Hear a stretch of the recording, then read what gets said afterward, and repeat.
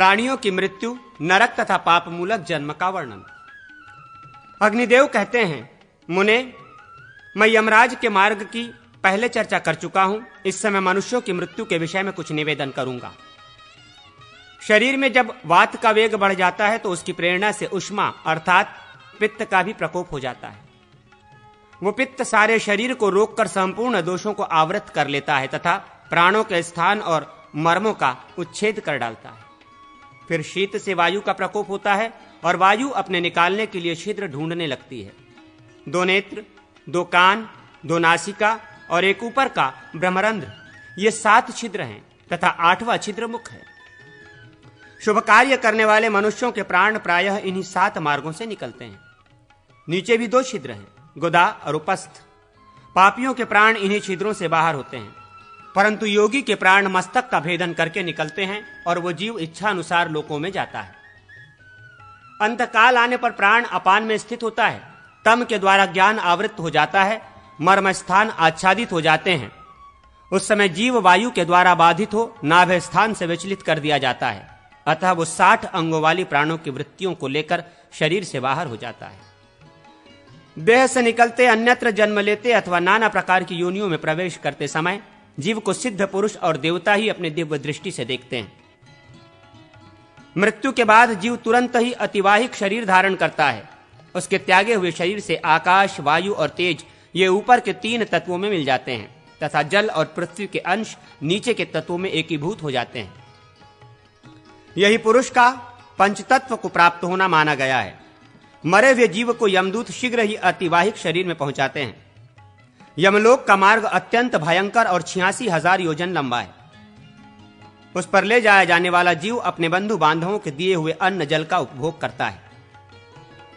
यमराज से मिलने के पश्चात उसके आदेश से चित्रगुप्त जिन भयंकर नरकों को बतलाते हैं उन्हीं को वो जीव प्राप्त होता है। यदि वो धर्मात्मा होता है तो उत्तम मार्ग से स्वर्गलोक को जाता है। अब पापी जीव जिन नरकों और जिनकी यातनाओं का उपभोग करते हैं उनका वर्णन करता हूं। इस पृथ्वी के नीचे नरक की 28 ही श्रेणियां हैं। 7वें तल के अंत में घोर अंधकार के भीतर उनकी स्थिति है। नरक की पहली कोटि घोरा के नाम से प्रसिद्ध है। उसके नीचे सुघोरा की स्थिति है। तीसरी अति घोरा, चौथी महाघोरा और 5वीं घोर रूपा नाम की कोटि है। छठी का नाम तरल तारा और 7वीं का नाम भयानका है। 8वीं भयोत्कटा, 9वीं कालरात्रि, 10वीं महाचंडा, 11वीं चंडा, 12वीं कोलाहला, 13वीं प्रचंडा, 14वीं पद्मा और 15वीं नरक नायिका है। 16वीं पद्मावती, 17वीं भीषणा, 18वीं भीमा, 19वीं करालिका, 20वीं विकराला, 21वीं महाव्रजा, 22वीं त्रिकोणा, 23वीं पंचकोणिका है। 14वीं सुदीर्घा, 5वीं वर्तुला, 26वीं सप्तभूमा, 27वीं सुभूमिका और 28वीं दीप्त माया है। इस प्रकार ये 28 कोटियां पापियों को दुख देने वाली हैं। नरकों की 28 कोटियों के 5-5 नायक हैं तथा 5 उनके भी नायक हैं। वे रौरव आदि के नाम से प्रसिद्ध हैं। उन सब की संख्या 145 है। तामिश्र, अंधतामिश्र, महारौरव, रौरव, असिपत्रवन, लोहभार, कालसूत्र नरक, महानरक, संजीवन, महावेची, तपन, संप्रतापन, संघात, काकोल, कुंडमल, पूत मृत्युक, लोह शंगु, ऋषिज, प्रधान शालमिली वृक्ष और वैतरणी नदी आदि सभी नरकों को कोटि नायक समझना चाहिए। ये बड़े भयंकर दिखाई देते हैं। पापी पुरुष इनमें से एक-एक में तथा अनेक में भी डाले जाते हैं। यातना देने वाले यमदूतों में किसी का मुख बिलाव के समान होता है तो किसी का उल्लू के समान, कोई गीदड़ के समान मुख वाले हैं तो कोई गृध्र के आदि के समान। वे मनुष्य को तेल के कड़ाहे में डालकर उसके नीचे आग जला देते हैं। किन्हीं को भाड़ में, किन्हीं को तांबे या तपाए हुए लोहे के बर्तनों में तथा बहुतों को आग की चिंगारियों में डाल देते हैं। कितनों को वे सूली पर चढ़ा देते हैं। बहुत से पापियों को नरक में डालकर उनके टुकड़े टुकड़े कर डालते हैं। कितने ही कोड़ों से पीटे जाते हैं और कितनों को तपाए हुए लोहे के गोले खिलाए जाते हैं। बहुत से यमदूत उनको धूली, विष्ठा, रक्त और कफ आदि भोजन कराते तथा तपाई हुई मदिरा पिलाते हैं। बहुत से जीवों को वे आरे से चीर डालते हैं। कुछ लोगों को कोल्हू में पेरते हैं। कितनों को कौवे आदि नोच नोच कर खाते हैं। किन्हीं किन्हीं के ऊपर गरम तेल छिड़का जाता है तथा कितने ही जीवों के मस्तक के अनेकों टुकड़े किए जाते हैं। उस समय पापी जीव अरे बाप रे कहकर चिल्लाते हैं और हाहाकार मचाते हुए अपने पाप कर्मों की निंदा करते हैं। इस प्रकार बड़े बड़े पातकों के फलस्वरूप भयंकर एवं निद्रित नरकों का कष्ट भोग कर कर्म क्षीण होने के पश्चात वे महापापी जीव पुनः इस मर्त्य लोक में जन्म लेते हैं। ब्रह्म हत्यारा पुरुष मृग, कुत्ते, सुअर और ऊंटों की योनि में जाता है। मदिरा पीने वाला गधे, चांडाल तथा मलेच्छों में जन्म पाता है। सोना चुराने वाले कीड़े मकोड़े और पतंगे होते हैं तथा गुरुपत्नी से गमन करने वाला मनुष्य तृण एवं लताओं में जन्म ग्रहण करता है। ब्रह्म हत्यारा राज यक्ष्मा का रोगी होता है। शराबी के दांत काले हो जाते हैं। सोना चुराने वाले का नख खराब होता है तथा गुरुपत्नी गामी के चमड़े दूषित होते हैं, अर्थात वो कोढ़ी हो जाता है। जो जिस पाप से संपर्क रखता है वो उसी का कोई चिन्ह लेकर जन्म ग्रहण करता है। अन्न चुराने वाला मायावी होता है। वाणी, कविता आदि की चोरी करने वाला गूंगा होता है। धान्य का अपहरण करने वाला जब जन्म ग्रहण करता है तब उसका कोई अंग अधिक होता है। चुगलखोर की नासिका से बदबू आती है। तेल चुराने वाला पुरुष तेल पीने वाला कीड़ा होता है तथा जो इधर की बातें उधर लगाया करता है उसके मुंह से दुर्गंध आती है। दूसरों की स्त्री तथा ब्राह्मण के धन का अपहरण करने वाला पुरुष निर्जन वन में ब्रह्म राक्षस होता है। रत्न चुराने वाला नीच जाति में जन्म लेता है। उत्तम गंध की चोरी करने वाला छछुंदर होता है। शाक पात चुराने वाला मुर्गा तथा अनाज की चोरी करने वाला चूहा होता है। पशु का अपहरण करने वाला बकरा, दूध चुराने वाला कौवा, सवारी की चोरी करने वाला ऊंट तथा फल चुराकर खाने वाला बंदर होता है। शहद की चोरी करने वाला डांस, फल चुराने वाला गद्र तथा घर का सामान हड़प लेने वाला ग्रह काक होता है। वस्त्र हड़पने वाला कोढ़ी, चोरी चोरी का रस स्वाद लेने वाला कुत्ता और नमक चुराने वाला झिंगुर होता है। ये आदि दैविक ताप का वर्णन किया गया है। शस्त्र आदि से कष्ट की प्राप्ति होना आदि भौतिक ताप है तथा ग्रह, अग्नि और देवता आदि से जो कष्ट होता है वो आदि दैविक ताप बतलाया गया है। इस प्रकार ये संसार 3 प्रकार के दुखों से भरा हुआ है। मनुष्य को चाहिए कि ज्ञान योग से, कठोर व्रतों से, दान आदि पुण्यों से तथा विष्णु की पूजा से इस दुखमय संसार का निवारण करे। यम और नियमों की व्याख्या, प्रणव की महिमा तथा भगवत पूजन का महात्म्य। अग्निदेव कहते हैं, मुने अब मैं अष्टांग योग का वर्णन करूंगा जो जगत के त्रिविध ताप से छुटकारा दिलाने का साधन है। ब्रह्म को प्रकाशित करने वाला ज्ञान भी योग से ही सुलभ होता है। एक चित्त होना, चित्त को एक जगह स्थापित करना योग है। चित्त वृत्तियों के निरोध को भी योग कहते हैं। जीवात्मा एवं परमात्मा में ही अंतःकरण की वृत्तियों को स्थापित करना उत्तम योग है। अहिंसा, सत्य, अस्तेय, ब्रह्मचर्य और अपरिग्रह ये 5 यम हैं। ब्रह्मन नियम भी 5 ही हैं जो भोग और मोक्ष प्रदान करने वाले हैं। उनके नाम ये हैं: शौच, संतोष, तप, स्वाध्याय और ईश्वराराधना। ईश्वर प्राणिधान, किसी भी प्राणी को कष्ट न पहुंचाना अहिंसा है। अहिंसा सबसे उत्तम धर्म है। जैसे राह चलने वाले अन्य सभी प्राणियों के पदचिन्ह हाथी के पदचिन्ह में समा जाते हैं, उसी तरह धर्म के सभी साधन अहिंसा में गतार्थ माने जाते हैं। हिंसा में 10 भेद हैं: किसी को उद्वेग में डालना, संताप देना, रोगी बनाना, शरीर से रक्त निकालना, चुगली खाना, किसी के हित में अत्यंत बाधा पहुंचाना, उसके छिपे हुए रहस्य का उद्घाटन करना, दूसरे को सुख से वंचित करना, अकारण कैद करना और प्राणदंड देना। जो बात दूसरे प्राणियों के लिए अत्यंत हितकर है वो सत्य है। सत्य का यही लक्षण है। सत्य बोलें, प्रिय बोलें, अप्रिय सत्य कभी ना बोलें।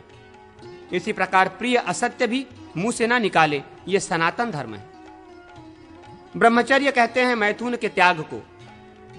मैथुन 8 प्रकार का होता है: स्त्री का स्मरण, उसकी चर्चा, उसके साथ क्रीड़ा करना, उसकी ओर देखना, उससे लुक छिप कर बातें करना, उसे पाने का संकल्प, उसके लिए उद्योग तथा क्रिया निवृत्ति, स्त्री से साक्षात समागम।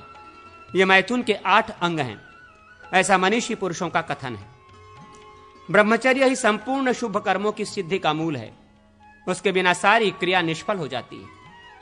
वशिष्ठ, चंद्रमा, शुक्र, देवताओं के आचार्य बृहस्पति तथा पितामह ब्रह्मा जी ये तपोवृद्ध और वयोवृद्ध होते हुए भी स्त्रियों के मोह में फंस गए। गौड़ी, पैष्टी और माधवी ये 3 प्रकार के सुरा जाननी चाहिए। इसके बाद चौथी सुरा स्त्री है, जिसने सारे जगत को मोहित कर रखा है।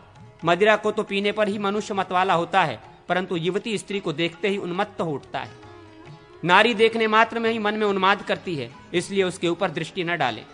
मन, वाणी और शरीर द्वारा चोरी से सर्वथा बचे रहना अस्तेय कहलाता है।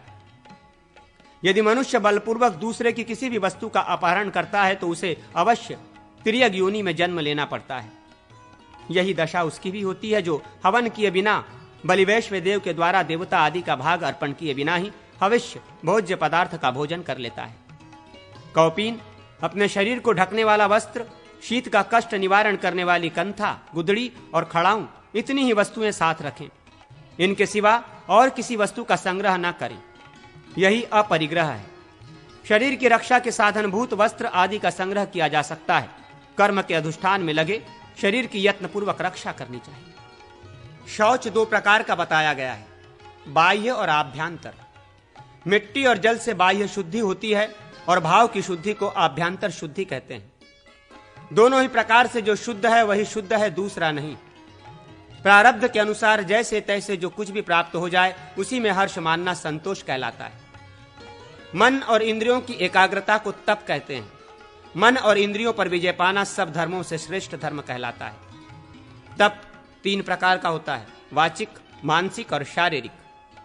मंत्र जप आदि वाचिक, आसक्ति का त्याग मानसिक और देव पूजन आदि शारीरिक तप है। ये तीनों प्रकार का तप सब कुछ देने वाला है। वेद प्रणव से ही आरंभ होते हैं, अतः प्रणव में संपूर्ण वेदों की स्थिति है। वाणी का जितना भी विषय है सब प्रणव है, इसलिए प्रणव का अभ्यास करना चाहिए। यह स्वाध्याय के अंतर्गत है। प्रणव अर्थात ओमकार में अकार, उकार तथा अर्धमात्रा विशिष्ट मकार है। 3 मात्राएं तीनों वेद, भुवः आदि 3 लोक, 3 गुण, जागृत, स्वप्न और सुषुप्ति, ये 3 अवस्थाएं तथा ब्रह्मा, विष्णु और शिव, ये 3 देवता प्रणव रूप हैं। ब्रह्मा, विष्णु और रुद्र, स्कंद, देवी और महेश्वर तथा प्रद्युम्न, श्री और वासुदेव, ये सब क्रमशः ओमकार के ही स्वरूप हैं। ओमकार मात्रा से रहित अथवा अनंत मात्राओं से युक्त है। वो द्वैत की निवृत्ति करने वाला तथा शिव स्वरूप है।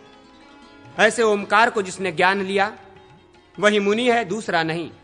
प्रणव की चतुर्थी मात्रा जो अर्धमात्रा के नाम से प्रसिद्ध है, गांधारी कहलाती है। वो प्रयुक्त होने पर मूर्धा में लक्षित होती है। वही तुरीय नाम से प्रसिद्ध परम ब्रह्म है। वो ज्योतिर्मय है। जैसे घड़े के भीतर रखा हुआ दीपक वहां प्रकाश करता है, वैसे ही मूर्धा में स्थित परम ब्रह्म भी भीतर अपने ज्ञान में ज्योति छिटकाए रखता है। मनुष्य को चाहिए कि मन से हृदय कमल में स्थित आत्मा या ब्रह्म का ध्यान करे और जिह्वा से सदा प्रणव का जप करता रहे। यही ईश्वर प्राणिधान है। प्रणव धनुष है, जीवात्मा बाण है तथा ब्रह्म उसका लक्ष्य कहा जाता है। सावधान होकर उस लक्ष्य का भेदन करना चाहिए और बाण के समान उसमें तन्मय हो जाना चाहिए। ये एकाक्षर प्रणव ही ब्रह्म है। ये एकाक्षर ही परम तत्व है। उस एकाक्षर ब्रह्म को जानकर जो जिस वस्तु की इच्छा करता है उसको उसी की प्राप्ति हो जाती है। इस प्रणव का देवी गायत्री छंद है। अंतर्यामी ऋषि है, परमात्मा देवता है तथा भोग और मोक्ष की सिद्धि के लिए इसका विनियोग किया जाता है। इसके अंगन्यास की विधि इस प्रकार है। ओम भू अगन्यात्मने हृदयाय नमः। इस मंत्र से हृदय का स्पर्श करें। ओम भुव प्राजापत्यात्मने शिरसे स्वाहा, ऐसा कहकर मस्तक का स्पर्श करें। ओम स्व सर्वात्मने शिखाय वषट, इस मंत्र से शिखा का स्पर्श करें। अब कवच बताया जाता है। ओम भूर्वः स्वः सत्यामने कवचाय हम, इस मंत्र से दाहिने हाथ की उंगलियों द्वारा बाईं भुजा के मूल भाग का और बाएं हाथ की उंगलियों से दाहिनी बाह के मूल भाग का एक ही साथ स्पर्श करें। तत्पश्चात पुनः ओम भूर्वः स्वः सत्यामने अस्त्राय फट, ऐसा कहकर चुटकी बजाएं। इस प्रकार अंगन्यास करके भोग और मोक्ष की सिद्धि के लिए भगवान विष्णु का पूजन, उनके नामों का जप तथा उनके उपदेश से तिल और घी आदि का हवन करें। इससे मनुष्य की समस्त कामनाएं पूर्ण होती है। यही ईश्वर पूजन है।